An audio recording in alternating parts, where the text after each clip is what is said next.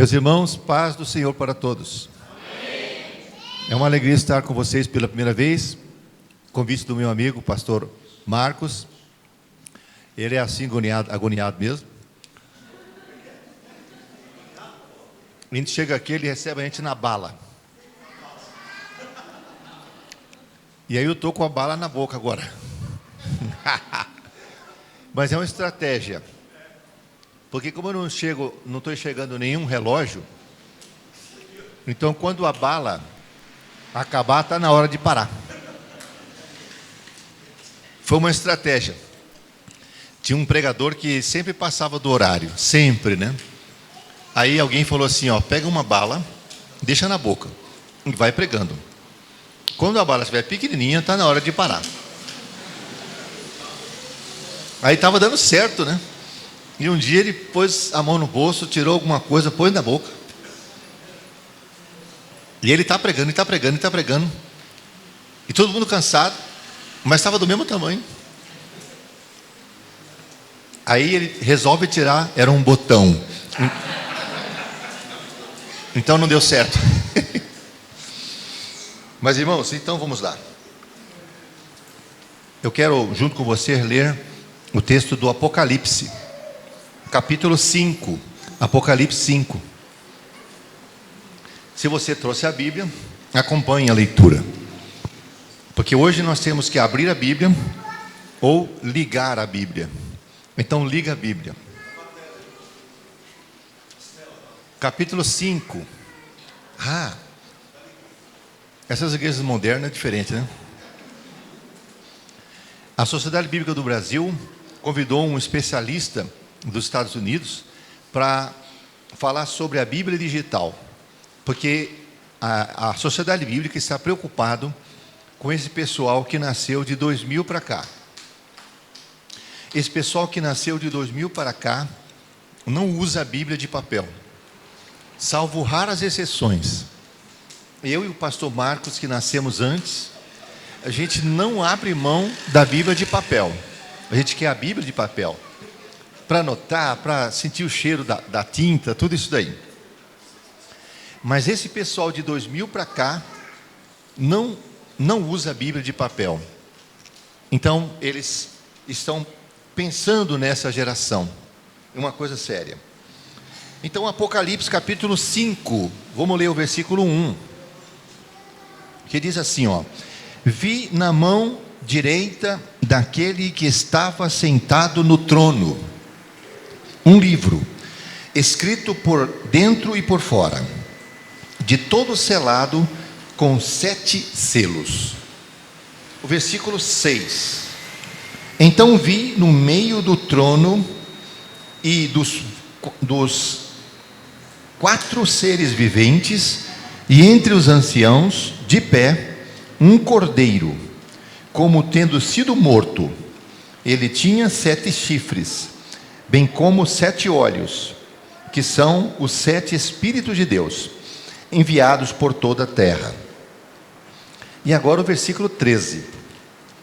Então ouvi que toda criatura que há no céu e sobre a terra, debaixo da terra e sobre o mar, e tudo o que neles há, estava dizendo: aquele que está sentado no trono e ao Cordeiro, seja o louvor, e a honra, e a glória, e o domínio, pelos séculos dos séculos. Diga amém. Amém. Mais uma oração, feche os olhos, pense em Jesus. Senhor, muito obrigado pela oportunidade de estar aqui, nesse templo, nesse altar, para pensar a Tua palavra, junto com meus irmãos, com minhas irmãs. Obrigado pelo pastor Marcos, sua esposa, seus filhos, todos os pastores, obreiros, os líderes aqui desta igreja, e todos os irmãos que estão firmes nesse propósito de passar 12 dias na Tua presença, pensando sobre o tema da honra e da gratidão. Deus, nós oramos pedindo que o Teu Espírito nos ilumine e use nossas vidas para a Tua glória. Em nome de Jesus, diga amém.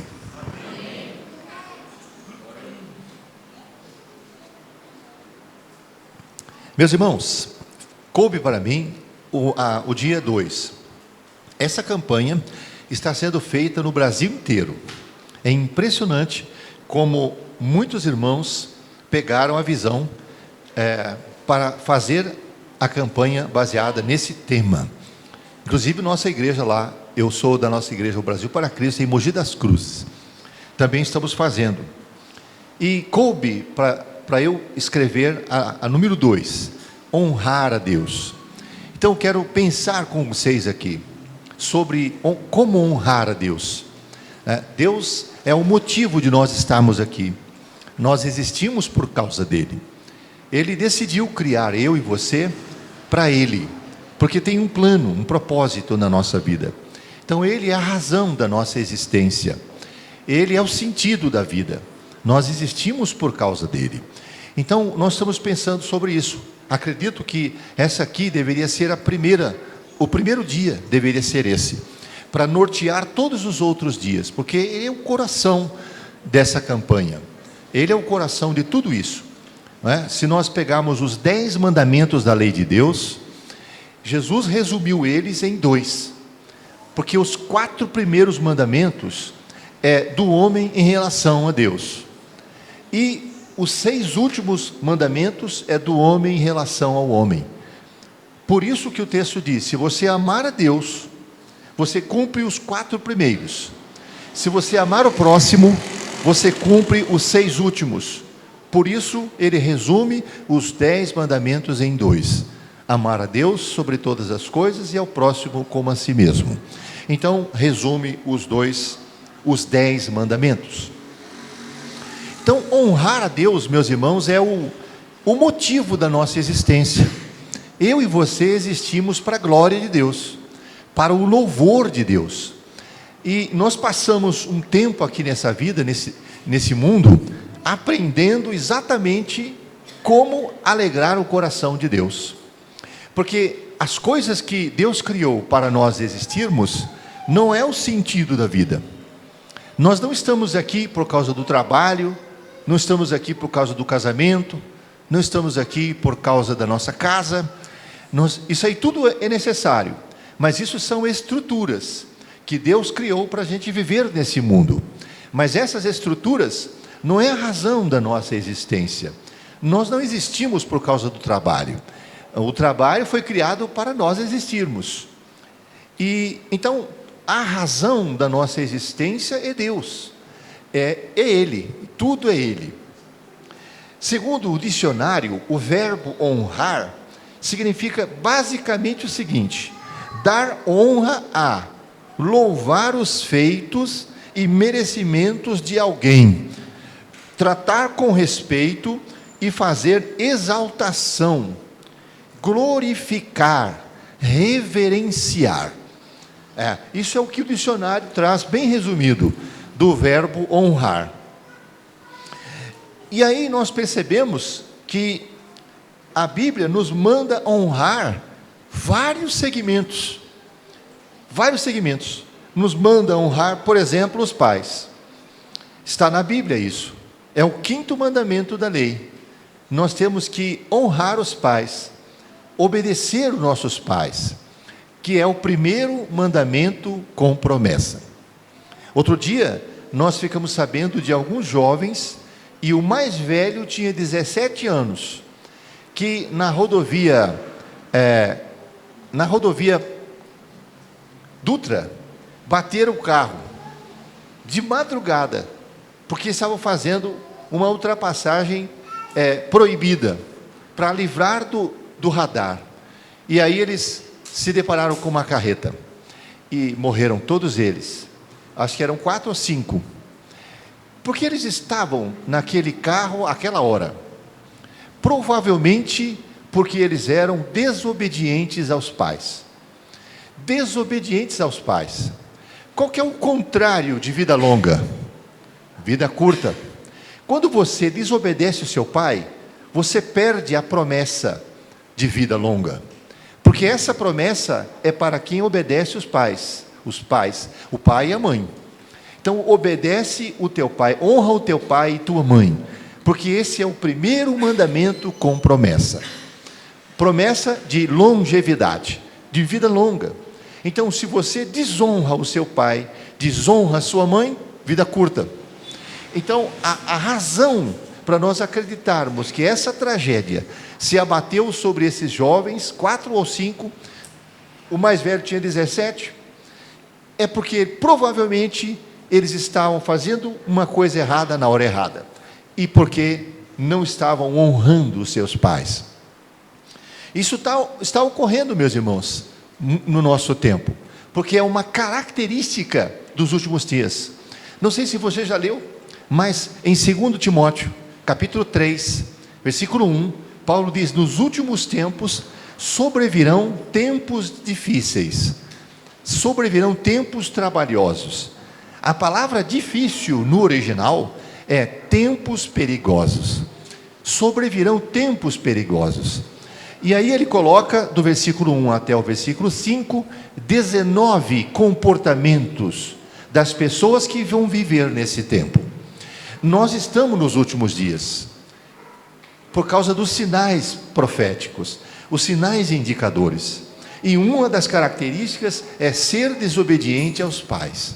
Está lá, no livro de 2 Timóteo, capítulo 3, versículo de 1 a 19, de 1 a 5. Então, esses 19 comportamentos marcam o tempo em que nós estamos vivendo. Mas a Bíblia manda eu e você honrar os nossos pais. Eu sou o mais velho de 5 irmãos. Minha mãe tem 85 anos. Meu pai já está com Jesus. Então, eu e minha esposa que estamos cuidando dela. Estamos cuidando dela. Meu sogro e minha sogra têm 80 e 75 anos, respectivamente. Minha esposa é a mais velha de 9 irmãos. Mas, se for necessário, nós também vamos cuidar deles. Por quê, irmãos? Porque esse é o dever, não é? Hoje, os casais, os jovens se casam, não querem ter filhos. Não querem ter filhos. Eles se casam e não querem ter filhos. Eles querem curtir e não querem ter filhos. Então, eu estava conversando com um pastor lá da nossa região sobre que nós temos que pensar em formar asilo, porque a igreja tem 3 creches. Ele disse: não, pastor, nós vamos transformar as creches num asilo. Por quê? Porque não tem mais criança para colocar em tanta creche. Como não está tendo mais criança, é porque eles não estão fazendo mais criança. E aí eles vão ficar velhos, e no lugar das crianças a gente vai pôr eles. Vai transformar as creches em asilo. Eu disse: palavra de Deus essa. Por quê? Porque quem cuida da gente quando fica velho são os filhos. Mas se você não tem filhos, quem vai cuidar de você? Uma instituição tem que ir para um asilo. Olha que coisa séria. A Bíblia diz no livro de Salmos, capítulo 127, diz assim, herança do Senhor são os filhos, e o fruto do seu ventre, o seu galardão. Como a nossa irmã que tem 2 ou 3, né? Quanto mais filho, o versículo 5 diz: feliz o homem que enche deles a sua aljava. Ou seja, quanto mais filho tiver, melhor será para ele quando envelhecer. Então, eu e minha esposa tivemos 3. Então, nós temos 3 opções quando ficarmos velhos. Aleluia. Então, esse é um assunto importante, mas não vou aprofundar agora, porque é um tema para casais. Aí um dia nós vamos vir aqui para falar para casais. Então, a Bíblia, meus irmãos, ordena eu e você a cuidar, a honrar nossos pais. Mas a Bíblia também manda honrar os mais velhos. Sabe, os irmãos aqui me cumprimentaram, me abraçaram. Eu senti muito carinho. E eu já estava preparado para isso, porque eu acreditava que essa é uma igreja amorosa. Mas a Escritura Sagrada manda a gente respeitar os mais velhos. Então, esse texto, eu queria que você colocasse aí na tela. Ele vale a pena. É Levítico 19, versículo 32. Então, nós estamos falando sobre honrar. E há várias maneiras de nós honrarmos. Está certo? E Levítico capítulo 19, e versículo de número 32, diz: diante das cãs te levantarás. O que é cãs? Cabelo branco. Então, se uma pessoa mais velha está se aproximando de você e vai te cumprimentar, o texto diz: fica em pé, levante. A gente fazia isso com os mais velhos, não é verdade?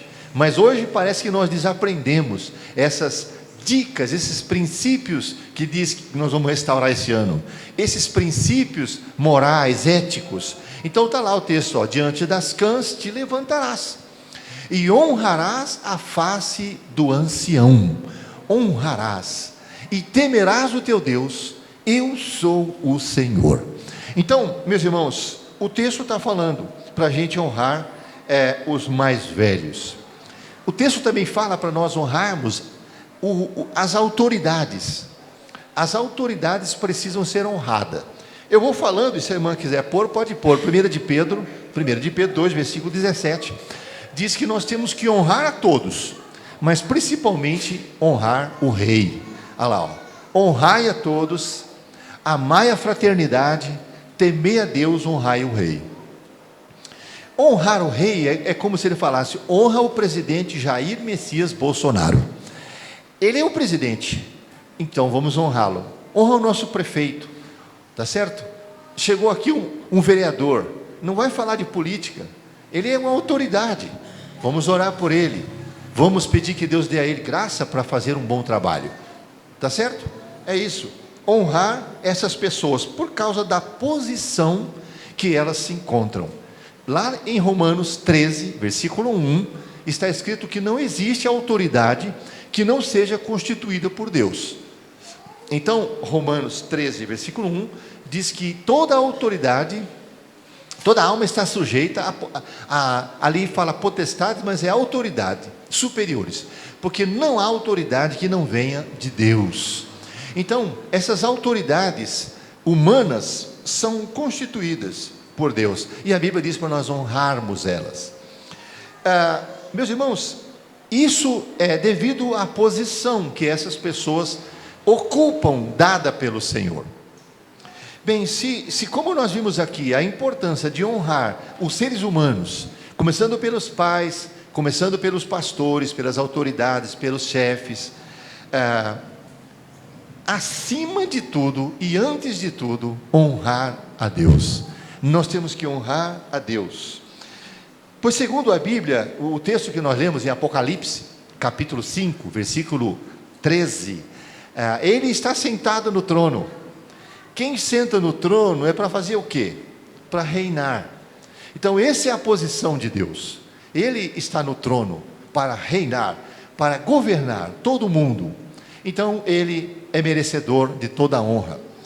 E o texto diz que nós temos que honrar aquele que está sentado no trono e o cordeiro é Jesus, o cordeiro que foi morto e ressuscitou. O texto diz que nós temos que honrar com louvor, com glória e para todo sempre. Por que nós temos que honrar a Deus? Muitas razões podem ser apontadas. Primeiro, porque Ele é digno, está certo? É merecedor. Nós temos que reconhecer isso. Aí você diz, mas como que eu reconheço? Como que eu sei dessa dignidade que Deus tem? Bem, primeiro porque Ele criou você. Ele é o seu Criador. Você não nasceu da evolução do protoplasma, da ameba. Não, você não nasceu do Pithecanthropus erectus.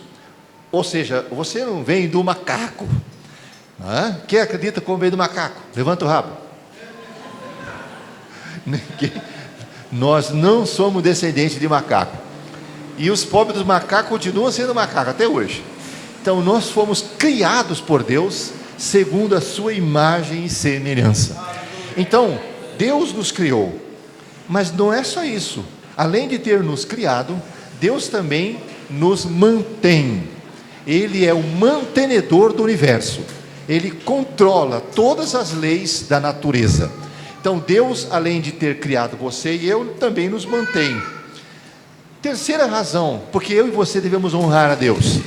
Porque Ele nos criou e dele somos. Somos ovelhas do seu pastoreio. Olha o Salmo 100, irmã, coloca aí, Salmo 100, versículo 3. Então Ele é dono, meu dono e seu dono. Nós pertencemos a Ele. Amém, Jesus? Se você pertence a Deus, diga amém. Amém. E quem é de Deus, o Satanás não tasca, não trisca. porque você pertence a Deus. Isso está na Bíblia, em 1 João 5,18.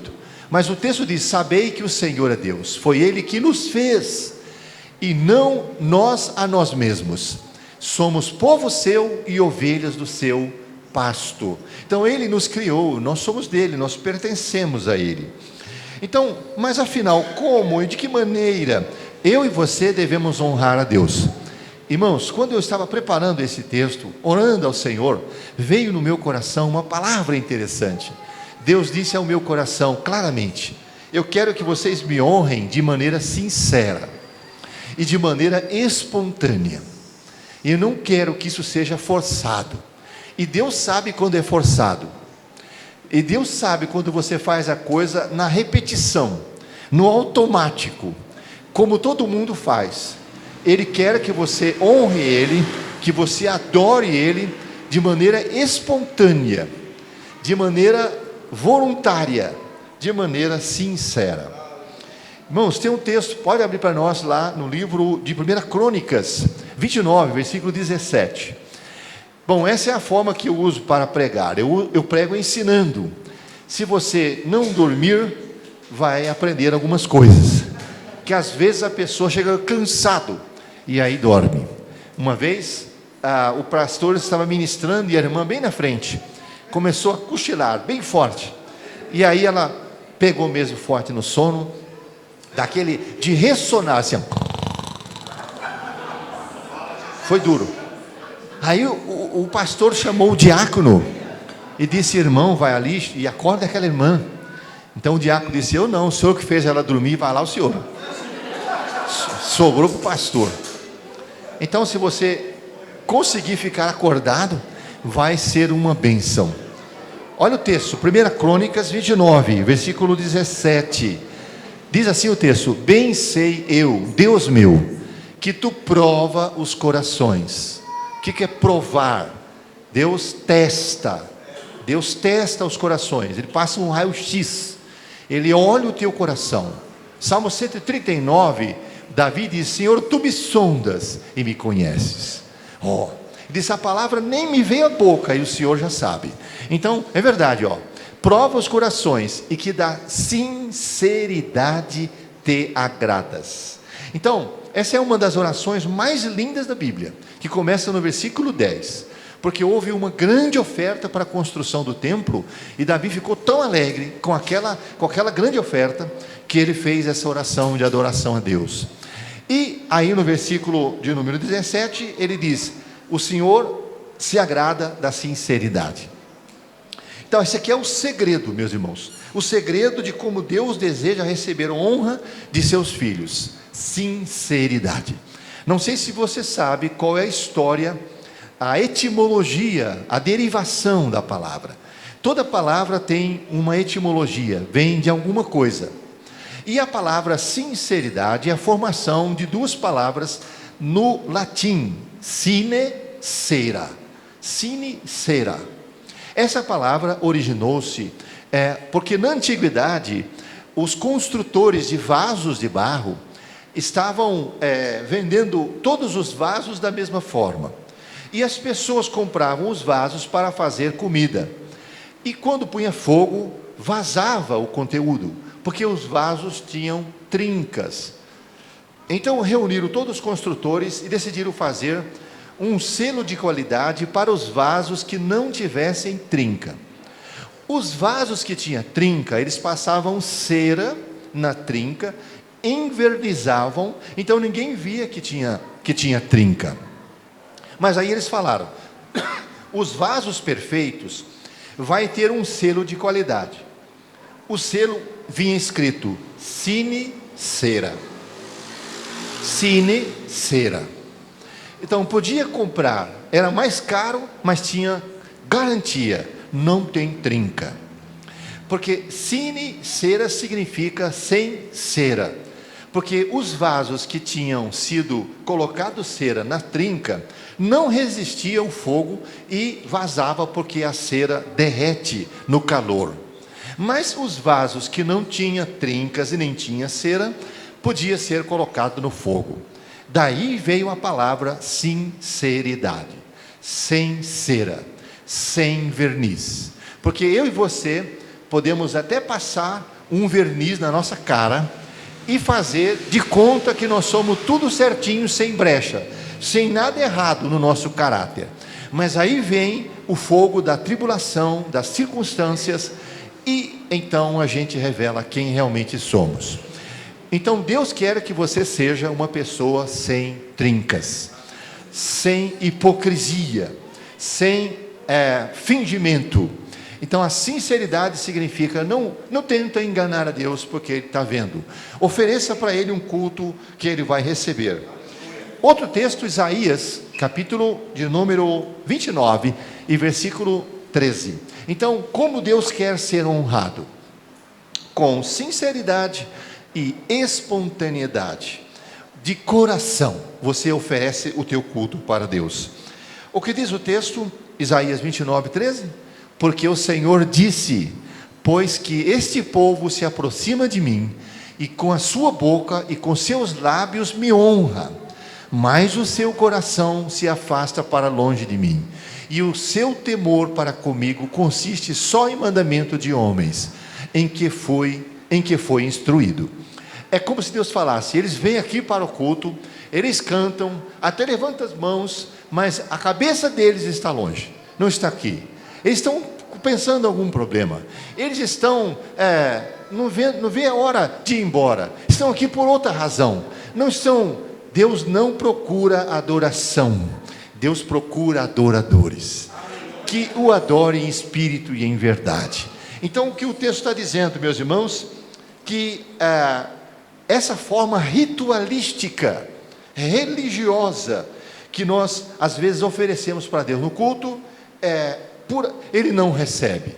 Ele recebe quando você está aqui contrito e participa, canta os louvores, sentindo a música, a poesia e adorando o Senhor. Amém, Jesus? Então, a honra que o Senhor recebe é aquela que vem acompanhada de atitudes, vem acompanhada do comportamento, não apenas das palavras. Ou seja, eu e você demonstramos deleitar no Senhor, nós demonstramos ter prazer no Senhor, e não apenas nas suas obras, nos seus feitos. A nossa irmã vai pôr lá no livro de Hebreus 3, versículo 9 e 10.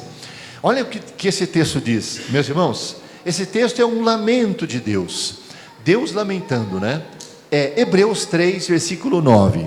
Onde vossos pais me tentaram, lá no deserto, quando saíram do Egito, indo para a terra prometida, vocês me tentaram, me provaram, viram por 40 anos as minhas obras. Quantos anos? 40 anos. Viram o quê? Minhas obras. O que são minhas obras? Os meus milagres. Aí eu mandando o maná, abrindo o mar vermelho, as obras. Olha o versículo 10. Por isso me indignei contra esta geração, e disse: estes sempre erram em seu coração, e não conheceram os meus caminhos. O que esse texto está querendo dizer é que aquelas pessoas se interessavam só pelas obras de Deus, e não pelos seus caminhos. Os caminhos de Deus, gente, é a vontade de Deus, é o que Deus quer de você, é o que Deus quer de mim. Então esse é um negócio sério. Deus está falando: vocês se interessaram só pelas minhas obras. Então hoje algumas pessoas vêm para a igreja só por causa dos milagres, não vêm por causa daquele que opera o milagre, não vêm por causa do Criador, daquele que faz a obra. Amém, meus irmãos? E Deus então fica indignado. Como é que você honra a Deus? Mostrando que você se deleita nele, e não apenas nas coisas que Ele faz, nas coisas que Ele realiza. Então você demonstra isso não apenas quando está no culto, mas também quando você está na sua casa. Você demonstra a honrar a Deus quando está na sua casa, lá com a sua família, porque você cumpre os mandamentos da família, do lar. O marido amando a esposa, respeitando a esposa obedecendo o marido, os filhos obedecendo os pais amando os filhos, cuidando dos filhos. Sabe, irmãos, a Bíblia diz que o rei Davi decidiu levar a Arca da Aliança para Jerusalém. Mas aí ele pegou a arca lá do outeiro de Abinadab, colocou em cima de um carro de boi e foi levando para Jerusalém. Essa é a maneira pagã de levar a arca. A maneira bíblica correta era no ombro dos sacerdotes levitas. Eles que tinham que levar, depois de passar por um ritual de purificação. Mas Davi estava levando dessa forma, como os filisteus fizeram. E Uzá, que era um dos filhos de Abinadab, colocou a mão na arca, porque a carroça deu uma balançada. E a Bíblia diz que quando Uzá coloca a mão na arca, Deus mata ele. Alguns acreditam que foi uma rotura que veio sobre ele. Sabe o que é uma rotura? Ele abriu de baixo até em cima, caiu duas bandas, uma para cada lado, porque tocou na arca. Isso é uma forma de desonrar a Deus. Não podia fazer isso. A arca representava a presença de Deus. Meus irmãos, aquilo era uma coisa muito sagrada. E Onrá morreu. Quando Uzá morreu, Davi disse: para. Gente, esse negócio aqui é para bênção, é para vida, não é para morte, não é para maldição. Nós estamos fazendo alguma coisa errada. Para todo mundo. Parou todo mundo. Davi ficou triste, preocupado, disse: nós não vamos dar um passo. Vamos pesquisar como é que tem que fazer isso. Como que tem que fazer isso?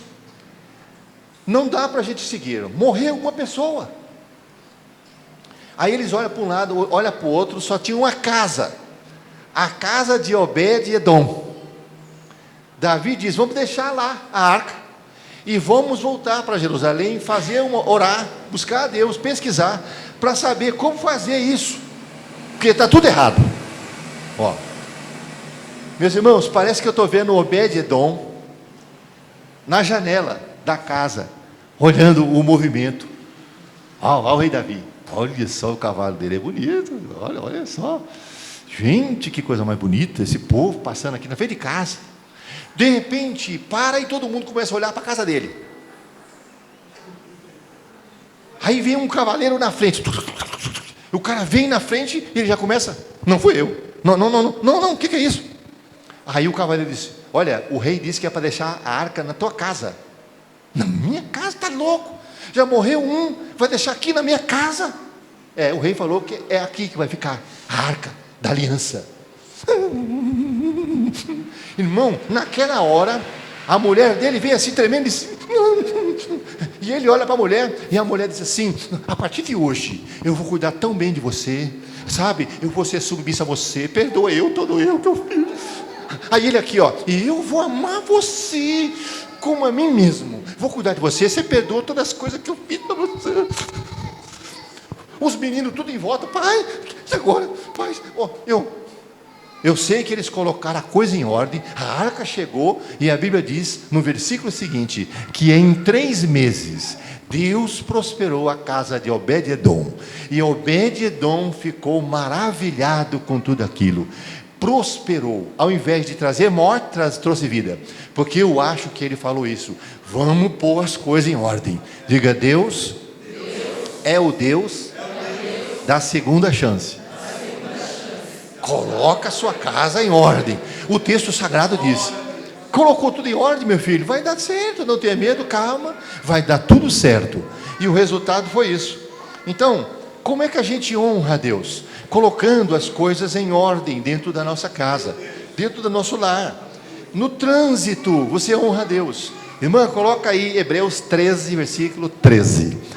No trânsito, olha você no trânsito. O trânsito daqui de São Paulo é bem forte, carregado, testa a gente o tempo todo. Mas eu e minha esposa saímos de Mogi até chegar aqui só Senhor da glória. Mas a gente tem hábito de orar, a gente ora mesmo o tempo todo tamborando. Olha o que diz o texto, Hebreus 13, 13, diz assim, ó: saiamos pois a ele fora do arraial, levando o seu vitupério. Bem, esse ele é Jesus. Fora do arraial é fora do templo, da igreja. O texto diz: Deus, Jesus, quer me encontrar fora da igreja.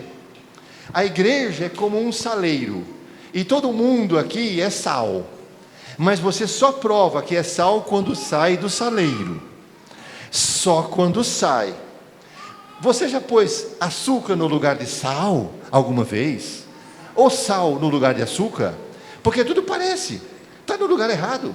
Então, aqui dentro todo mundo é sal, mas só lá fora é que você prova que é sal, quando entra em contato com outras substâncias. E o texto diz: eu quero encontrar com você lá fora, levando o meu vitupério. Vitupério é vergonha, é a cruz. O texto diz: sim, eu amo a mensagem da cruz, até morrer eu a vou proclamar. Levarei eu também minha cruz, até por uma coroa a trocar. Então, a vergonha da cruz. O que cruz significa identidade. É como se ele falasse: eu quero ver se você realmente é um cristão, se você se identifica comigo lá fora. Então, quando é que a gente honra a Deus? Com a nossa atitude. O sujeito flechou você no trânsito, deu aquela fechada, e aí você disse: seu infeliz, vai condenado dos infernos, queima ele, Jesus. Não é assim que você faz. Você fala: ô Senhor, obrigado pelo livramento, guarda esse homem, guarda essa pessoa, ajuda ele, Senhor. É assim. Deus quer encontrar com você no trânsito. Deus quer encontrar com você na hora de fechar negócios. Como você vai honrar a Deus? Na hora de fechar negócios. Vai fechar o negócio, e aí você pode levar vantagem. E aí o Senhor disse: faz a coisa direito, faz a coisa certa, não faça isso, não venda gato por lebre, não leve vantagem indevida, não enrole essa pessoa. Então, Ele vai estar do nosso lado ali. Pratique a justiça, faça o que é correto. Sabe, lá no livro de Miqueias, capítulo 6, versículo 8, tem um texto que eu chamo de resumo da Bíblia. O resumo dos mandamentos da Bíblia. Se a gente pudesse resumir, está aí, é Miqueias 6, 8. E Ele te declarou, Ele é Deus: ó homem, o que é bom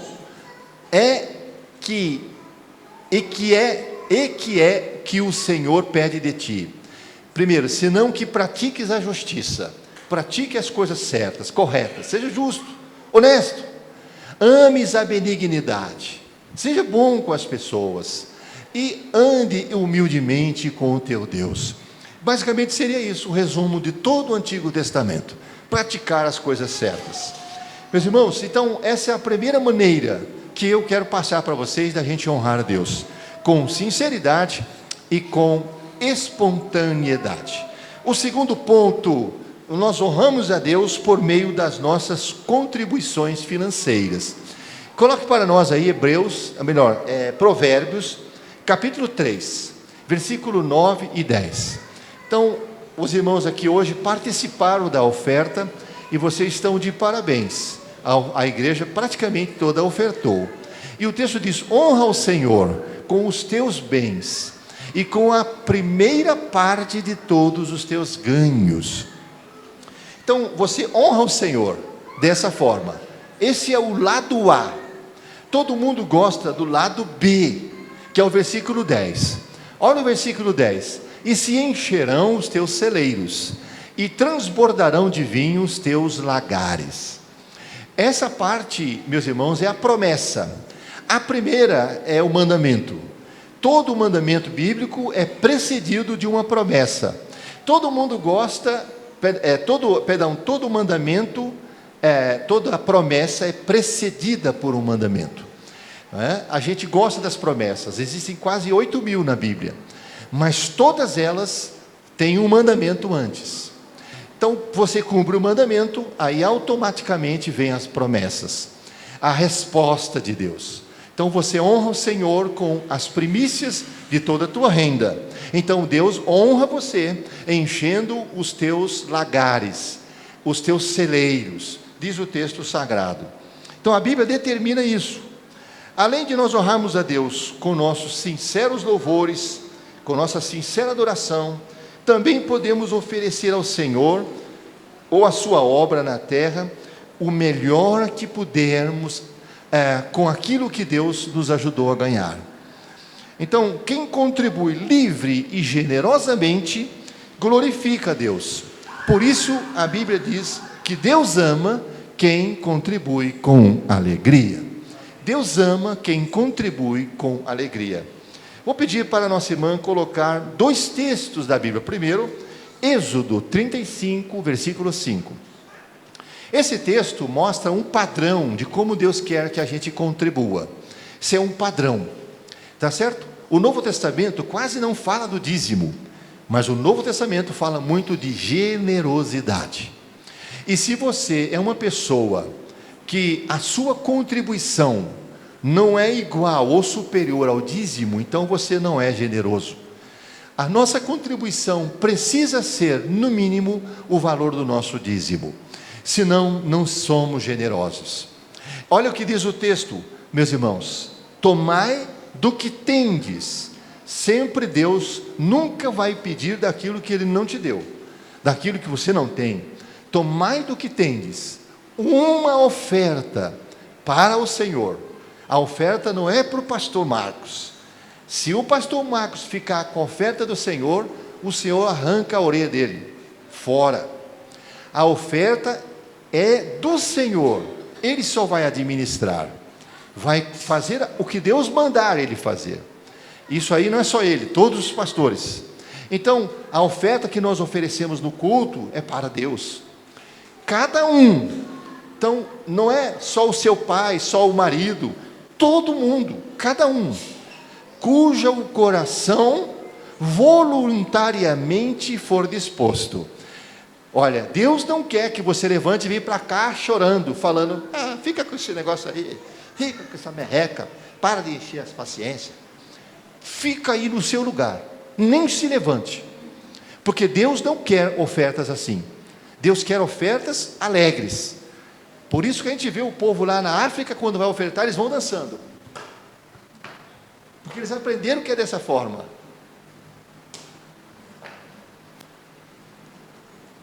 Alegria, coração disposto. Deus quer que você, quando chega a hora da oferta, quando é a hora da oferta, não está na hora da oferta, você esqueceu de fazer a oferta, porque essa pessoa que está querendo contribuir, trará por oferta alçada ao Senhor. Observe que o texto fala ouro, prata, cobre, madeira, também azul, púrpura, carmesim. Gente, a oferta é conforme cada um, né? Meus irmãos, o que os judeus eram lá no Egito? O que eles eram? Escravos. Escravo tem algum direito, algum dinheiro? Não, mas só que eles não saíram de lá sem dinheiro. Deus disse assim: vocês não vão sair, vocês ficaram 430 anos sendo escravos nesse país. Fale com seus vizinhos, porque eu vou tirar o dinheiro deles e dar para vocês, todo o dinheiro deles. E a Bíblia diz que eles despojaram o Egito, e eles saíram de lá cheio do cascaio, não só de dinheiro, de ouro, de roupa, mas de gado, de tudo. Tirou a riqueza do Egito, porque Deus pôs medo no coração deles. Agora eu pergunto para você: que foi que eles fizeram com o ouro que eles nunca tiveram? A primeira coisa que eles fizeram com o ouro, que foi que eles fizeram? Um bezerro de ouro. Cara, você está louco? Isso que eu chamo de fazer mau uso daquilo que você não tinha, que Deus te deu. Então, Deus dá para mim, Deus dá para você, e Ele espera que você faça bom uso do que Ele dá para você e para mim. Então, meus irmãos, vamos pensar sobre isso. Coração disposto, é assim que a gente contribui, que adora ao Senhor. No tempo do profeta Malaquias, o povo desonrava Deus, trazendo ofertas inaceitáveis. Coloca lá, Malaquias capítulo 1, versículo 13. Malaquias é o último profeta do Antigo Testamento. Ele é o profeta da reconstrução do templo. Você sabe que o templo foi destruído por Nabucodonosor, e aí foi reconstruído 70 anos depois. Só que o povo não queria contribuir, tudo segurando a grana. Então Deus levantou o profeta Malaquias para chamar a atenção deles. O profeta Ageu também, tudo do mesmo tempo. Olha só o que diz o texto: e dizeis ainda: eis aqui que canseira, e o lançaste ao desprezo, diz o Senhor dos exércitos, vós ofereceis o que foi roubado. e o coxo, e o enfermo, assim trazeis a oferta. Aceitaria isso da vossa mão? Diz o Senhor. Porque para oferecer os holocaustos tinha que seguir as normas da lei, e a norma dizia que tinha que ser um cordeiro sem mancha nem defeito. Mas aqui eles estão oferecendo tudo de qualquer jeito, sabe? O lobo atacou, mas a ovelha não morreu, ficou meio assim, capenga. Aí oferece isso aí. Ou nasceu meio cego, meio manco, meio coxo, leva esse bichinho aí. Não tem proibição de você comer aquele animal, tem proibição de oferecer para Deus. Então esse era o tipo de contribuição que eles estavam fazendo, não é? O texto diz isso aí. Então, para Deus, irmãos, tem que ser o melhor e o primeiro de tudo aquilo que Ele nos ajudou a ganhar, ou não? Olha o que diz o texto, Deuteronômio, capítulo 8. Pastor, acho que eu vou levar essa moça junto comigo, porque ela é rápida, é ligeira.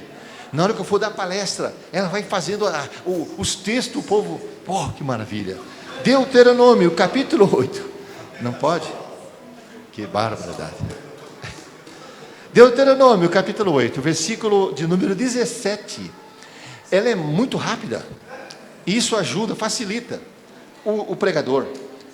Olha só o que diz o texto. E digas no teu coração: a minha força e a fortaleza da minha mão me adquiriram esse poder. Versículo 18. Antes te lembrarás do Senhor teu Deus, que é Ele o que te dá força para adquirir riqueza, para confirmar a sua aliança, que jurou a teus pais, como hoje se vê, neste dia.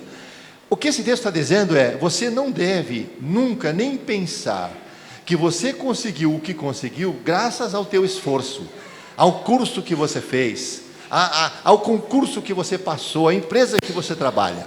Senão você deve lembrar do Senhor teu Deus, porque é Ele que te dá sabedoria. Diga: Deus me dá força. A palavra força no original é koach, que quer dizer capacidade, inteligência, oportunidade, sabedoria, saúde.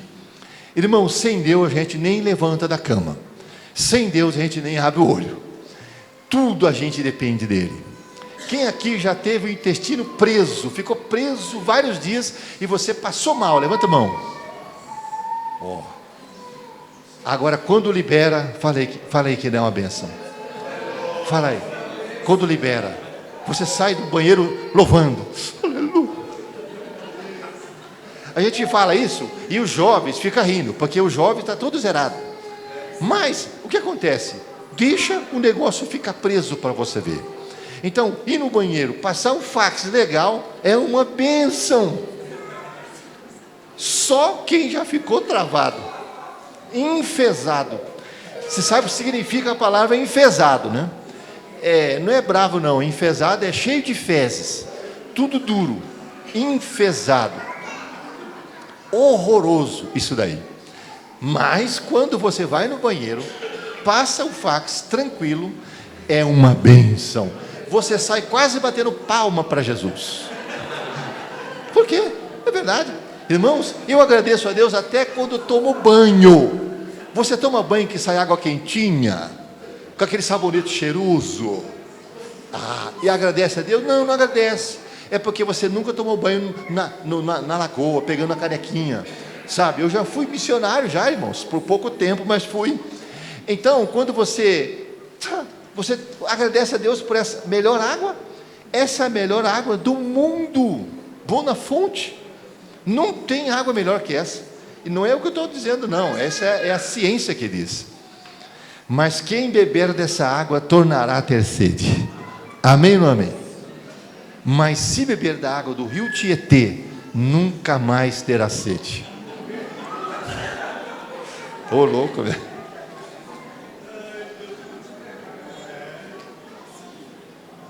Então tá. Meus irmãos, Jesus...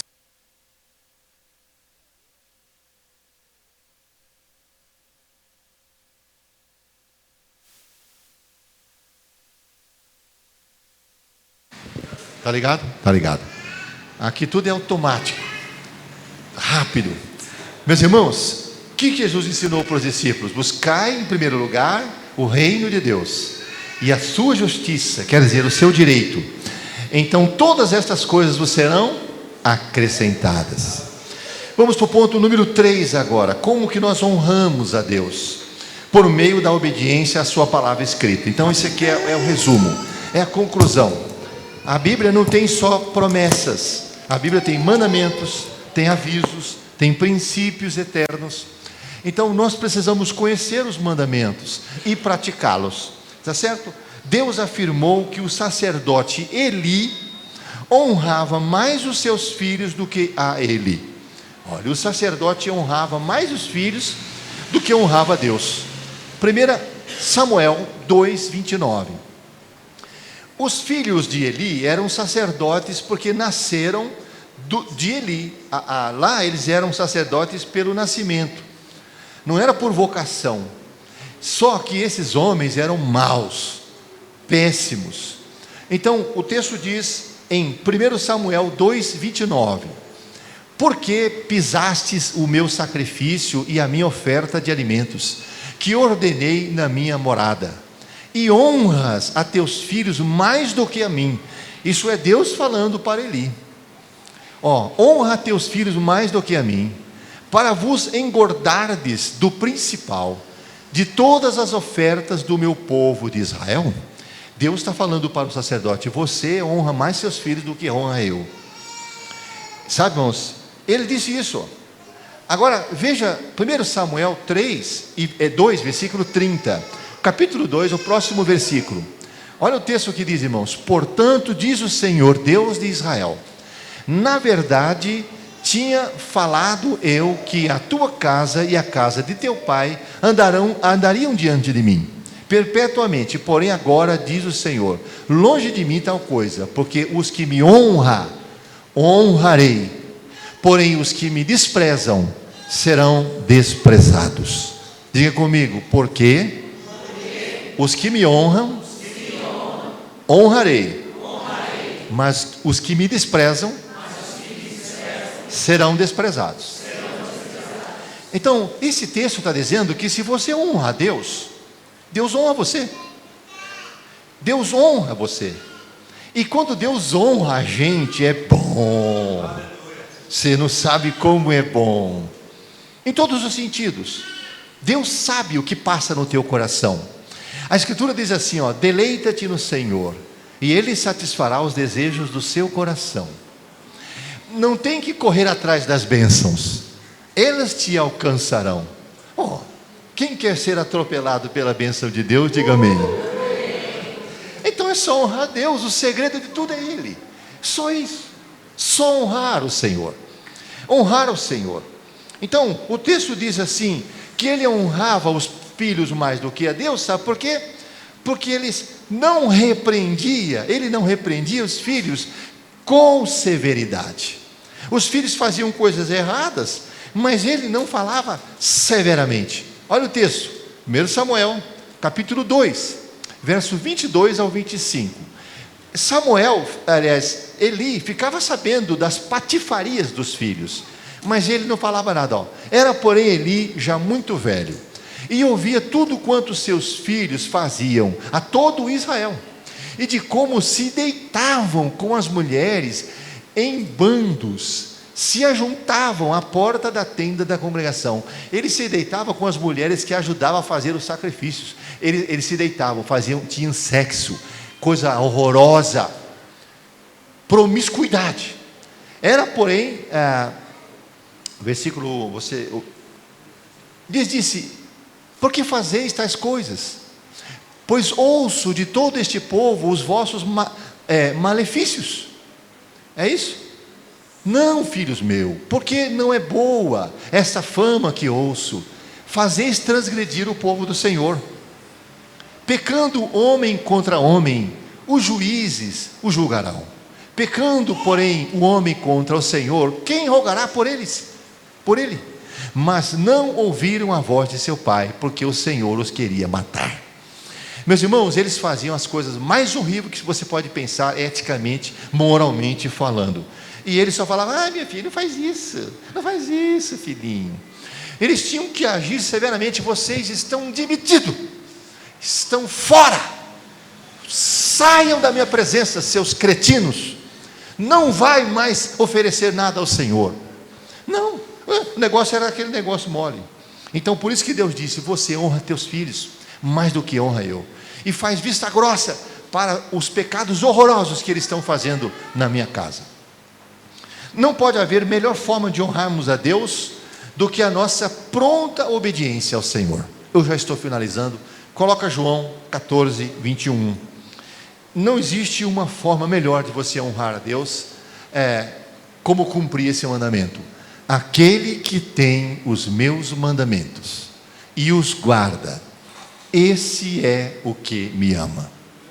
E aquele que me ama será amado de meu Pai, e eu o amarei e me manifestarei a ele.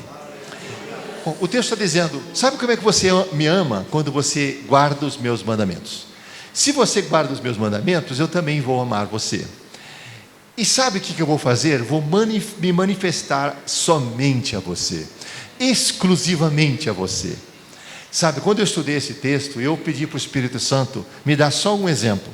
Eu disse: Espírito Santo, me dá só um exemplo que o Senhor se manifestou para uma pessoa em particular. Ele falou assim: só se for agora. Me levou para 2 Coríntios capítulo 12, quando ele se manifestou para Paulo, e diz assim, que ele mostrou para Paulo coisas inefáveis. Levou Paulo para o paraíso celestial, o terceiro céu, e mostrou para ele coisas inefáveis, que não é lícito falar aos homens. Aí ele disse: sabe por que Paulo não podia dizer a ninguém? Porque eu mostrei só para ele, só para ele. Eu fiquei pasmo na hora. Então Deus quer se manifestar a você, mas você demonstra esse desejo quando obedece ao Senhor. Então eu quero fechar minha Bíblia para dizer a vocês o seguinte: honrar a Deus vai muito além dos louvores que nós oferecemos a Ele num culto de final de semana. Vai muito, muito além. Honrar a Deus tem a ver com atitudes do dia a dia, da nossa obediência. Sabe, não? Porque Deus não se encontra com a gente só na igreja. Sabe aquele corinho? Eu marquei um encontro com Deus. Aí aquelas pessoas cantam que vêm para a igreja marcar um encontro com Deus. Quer dizer que elas vieram sem Deus. Aí chegou aqui e encontrou Ele. Então esse é um corinho errado. Porque como que você vem para encontrar Deus e aí você estava sem Ele? Não, gente, a gente não encontra Deus. Ele só encontra uma vez. Se você não nascer de novo, aí então você encontra. Mas uma vez que você encontrou Deus, você vem para cá com Ele, depois volta para casa com Ele. Sim ou não? Sim, não pode um minuto largar Ele, nem um segundo. Então, meus irmãos, eu e você vamos para casa junto com Ele. E aí você vai ligar a TV para assistir o Netflix. Aí você escolhe um filme que Ele não gosta de assistir. Ele assiste com você? Não assiste. Quem assiste com você? O Satanás. Porque se Deus sai fora, quem vem é o diabo. Vem aquele bicho feio assim, saindo fumaça pelo nariz. Aí abraça você e fala: esse é da hora, né, mano? Filme de terror. Filme de terror, aqueles demônios botando a careta. Aí você está lá. Deus está ali? Tá não. Para que você assiste aquele filme de terror? Para dormir mais suavemente. Para que você assiste aqueles filmes de pornografia? Por quê? O Espírito Santo não gosta daqueles filmes.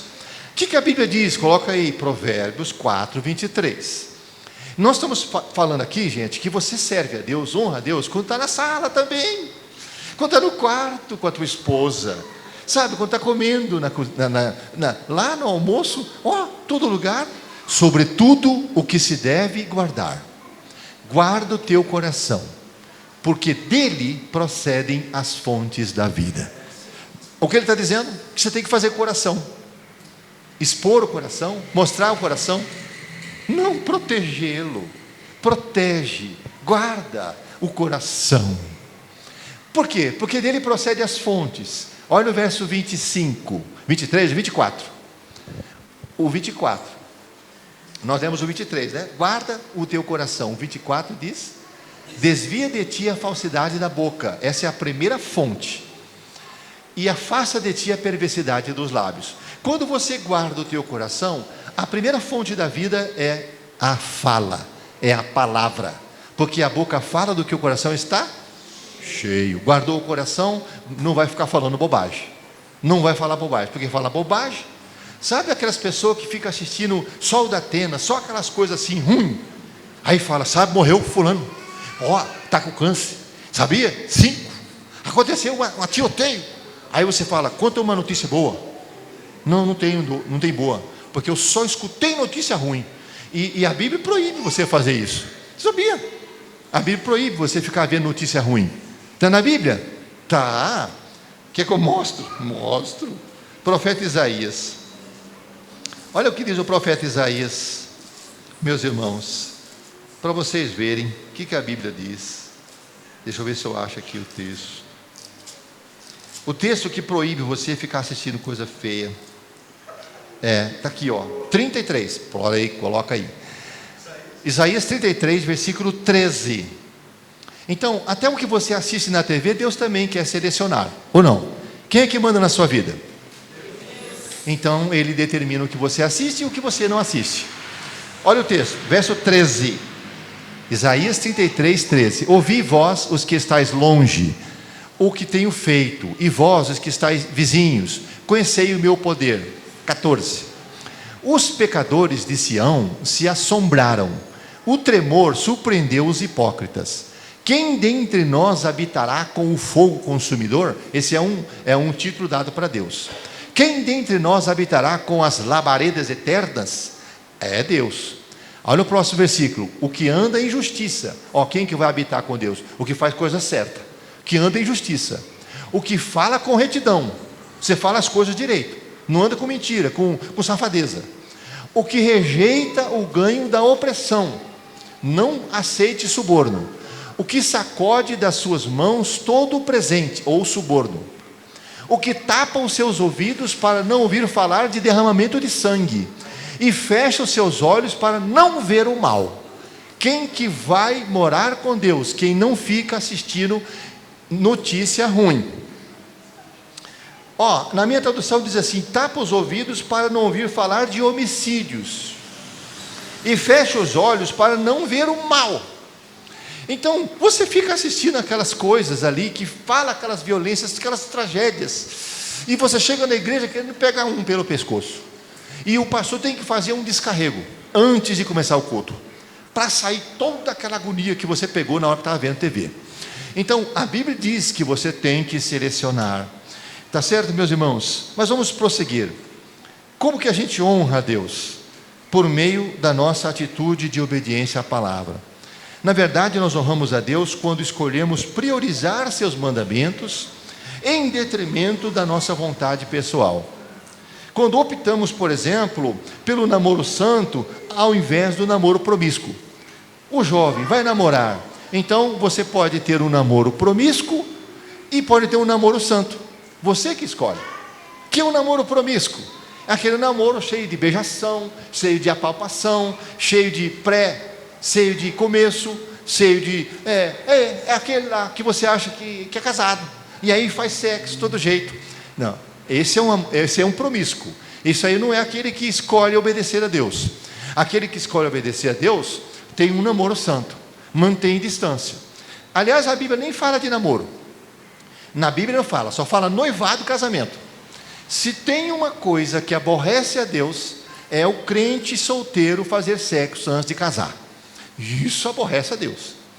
Mas se tem uma coisa que aborrece mais a Deus, é o crente casado que não faz sexo. Porque depois de casado tem de fazer. Mas aí não faz. Isso aborrece mais do que se você não fosse casado. Então, tudo no tempo certo. Antes não, depois tem de fazer. Se não fizer, então a gente vem aqui para dar uma palestra para casais. Quando nós oramos, esperamos no Senhor com paciência antes de tomar decisão. Sabe quando você honra a Deus? Quando você tem que tomar alguma decisão, mas não tem direção ainda. não tem certeza, então você ora e fica esperando. Deus vai responder. Amém? Isso é uma forma de honrar a Deus. Quando nós dizimamos e ofertamos com alegria, e não apenas se sobrar. Diga comigo, ao Rei Eterno, o Deus único, imortal, invisível, seja a honra, a glória, o louvor, por todo sempre. Amém. Palmas para Ele, que Ele merece todo louvor e toda glória.